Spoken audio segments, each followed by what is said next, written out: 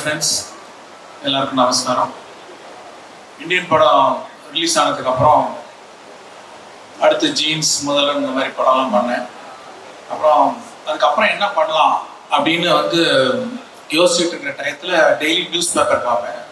News பேப்பரில் பார்த்தீங்கன்னா இங்கே லஞ்சம் வாங்கினாங்க, இங்கே லஞ்சம் கேட்டாங்க, இங்கே ஒரு ஒரு ரொம்ப ஒரு ஏழை விவசாயி இந்த லஞ்சம் கொடுக்காம முடியாமல் ரொம்ப சிரமப்பட்டார். இந்த நியூஸ்லாம் பார்க்கும்போது உடனே எனக்கு நம்ம இந்தியன் சேனாபதியோட ஞாபகம் தான் வரும். சரின்னு சொல்லிட்டு இப்போ சேனாபதி வந்தால் எப்படி இருக்குன்னு யோசிப்பேன். ஆனால் அது ஒரு கதையாக வரல. அதுக்கப்புறம் அடுத்த படம் மறுபடியும் அதே நியூஸ் பேப்பர், அதே லஞ்ச நியூஸு, தாத்தாவோட நினைப்பு, ஆனால் கதை வரல. ஸோ ஒரு நல்ல கதைக்காக வெயிட் பண்ணிக்கிட்டே இருந்தேன். ஆனால் அந்த ஃபீலிங் இருக்கு, மறுபடியும் தாத்தா வரணும், மறுபடியும் தாத்தா வரணும்ட்டு. 2.1 டயத்தில் ஒரு நல்ல ஒரு கதையாக ஃபார்ம் ஆச்சு. சார்கிட்ட சொன்னேன், சாருக்கு பிடிச்சது, உடனே பண்ணிடலான்னு முடிவு பண்ணோம்.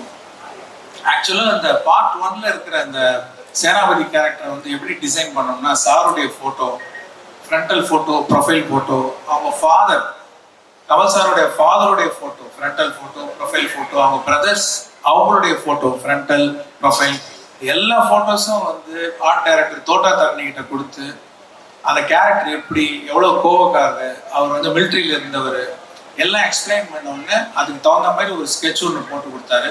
அதை பார்த்தோடனே எனக்கு ஒரு கூஸ் பம்ப்ஸ் வந்துச்சு. அந்த கேரக்டர் நீங்கள் பார்ட் 1ல பார்த்தீங்க. அதே 25 வருஷம் கழிச்சு நாங்கள் ஃபோட்டோ ஷூட் எடுக்கும்போது அவர் அந்த கெட்டப்பில் நிற்கும் போது சேம் கூஸ் பம்ப்ஸ், ஒரு மாதிரியான ஒரு ஃபீலிங் இருந்தது. அதை எப்படி எக்ஸ்பிளைன் பண்ணுறதுன்னு தெரியல. ஏன்னா இதே ஃபீலிங் தான் ஃபர்ஸ்ட் பார்ட் எடுக்கும்போது ஃபர்ஸ்ட் டே அதே ஃபீலிங், கூஸ் பம்ப்ஸ். கண்டிப்பாக நீங்களும் தியேட்டர்ல சேனாபதியை 28 வருஷம் கழிச்சு பார்க்கும்போது அந்த கூஸ் பம்ப்ஸ் வரும் நான் நம்புறேன். அவர் மட்டும் இல்ல, இன்னொருத்தர் நீங்க 28 வருஷம் கழிச்சு பார்க்க போறீங்க அந்த படத்துல. அவர் நம்ம நெடுமுடி வேணு சார். அவரையுமே ஃபர்ஸ்ட் டே ஷூட்ல பார்க்கும்போது அந்த கிருஷ்ணசாமி கேரக்டர் 28 வருஷம் கழிச்சு எனக்கு முன்னாடி உட்காந்துருக்காரு போது அந்த ஃபீலிங் ரொம்ப டிஃப்ரெண்டா இருந்தது. Is such a wonderful actor. இன்னைக்கு நம்மளோட இல்லைனாலும் அந்த படத்துல இருக்காரு. அந்த படத்தினால அவர் எப்பவுமே இருப்பார். அவர்கிட்ட ரொம்ப பிடிச்ச விஷயம் என்னன்னா, அவ்வளவு டெடிகேட்டட் ஆக்டர். சத்தமா பேச மாட்டாரு, ரொம்ப சிம்பிள் பர்சன். பார்த்தா ஃபுல் ஃபீவர். ஷூட் பண்ணும்போது அவர் வச்சு ஒரு சீன் ஷூட் பண்ணிட்டு இருக்கோம், பயங்கரமான ஃபீவர். போய் கேரவன்ல பார்த்தேன், அவ்வளோ சூடா இருக்கு. என்ன சார், நம்ம ஏதாவது கேன்சல் பண்ணிட்டு போஸ்ட்போன் பண்ணலாமான்னு கேட்டேன்.